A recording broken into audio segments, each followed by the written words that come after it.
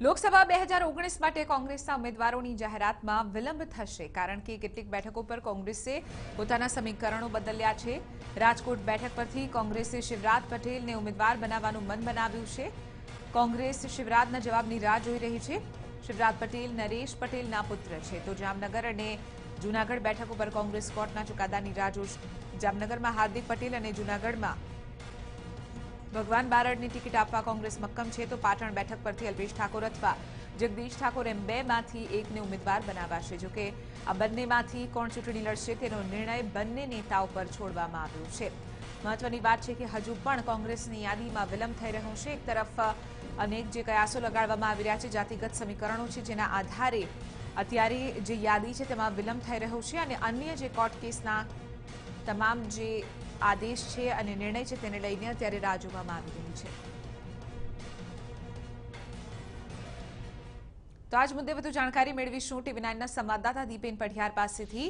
દીપેન, હજુ પણ કોંગ્રેસની જે અન્ય જે સીટો બાકી છે ગુજરાતમાં ખાસ કરીને તેમાં જે ઉમેદવારો છે તેની ઘોષણા નથી થઈ શકી, તેની પાછળ અનેક કહી શકાય કે પરિબળો છે જેને લઈને અત્યારે આ ઉમેદવારોને ઘોષિત નથી કરવામાં આવી રહ્યા। શું છે આ સમગ્ર મામલે ડિટેલ, દીપેન?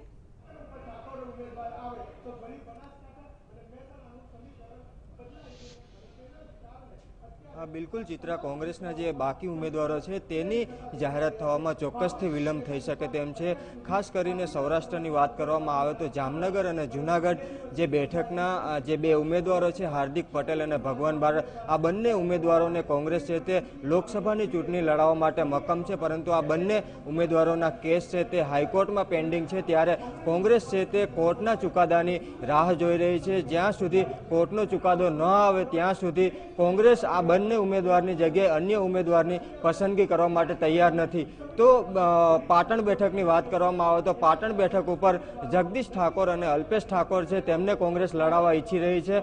બંને નેતાઓએ પહેલા લડવા માટેની ઈચ્છા વ્યક્ત કરી હતી અને ત્યારબાદ બંને ઉમેદવારોએ લડવા માટેનો ઇનકાર કર્યો હતો। ત્યારે હવે કોંગ્રેસે બંને ઉમેદવારોને એકબીજા સાથે ચર્ચા કરી અને કોણે ચૂંટણી લડવી તે માટેનો જવાબ આપવા માટે બંને ઉમેદવારો ઉપર ઢોળ્યું છે। બીજી મહત્વની વાત કરવામાં આવે તો રાજકોટ બેઠક ઉપર સમીકરણ છે તે બદલાયું છે। કોંગ્રેસે ખોડલધામના પ્રમુખ છે નરેશ પટેલ, તેમના પુત્ર શિવરાજ પટેલને ચૂંટણી લડાવવા માટેની ઓફર કરી છે અને હજી સુધી શિવરાજ પટેલ તરફથી લડવા માટેનો હા કે ના માટેનો કોઈ પણ જવાબ છે તે નથી મળ્યો। ત્યારે કોંગ્રેસ છે તે રાજકોટ બેઠક ઉપર શિવરાજ પટેલના જવાબની રાહ જોઈ રહી છે। આમ જે કેટલીક બેઠકો છે તે બેઠકો ઉપર સમીકરણો બદલાતા કોંગ્રેસના ઉમેદવારોની જાહેરાતમાં ચોક્કસથી વિલંબ થઈ રહ્યો છે। આ ઉપરાંત સૌરાષ્ટ્ર અને ઉત્તર ગુજરાતમાં કોંગ્રેસ છે જાતિગત અને જ્ઞાતિગત સમીકરણો છે તે સમીકરણો પણ ગોઠવી રહી છે। સૌરાષ્ટ્રમાં પટેલ, કોળી પટેલ અને આહિરનું જે સમીકરણ છે તે કરવામાં આવી રહ્યું છે, તો ઉત્તર ગુજરાતમાં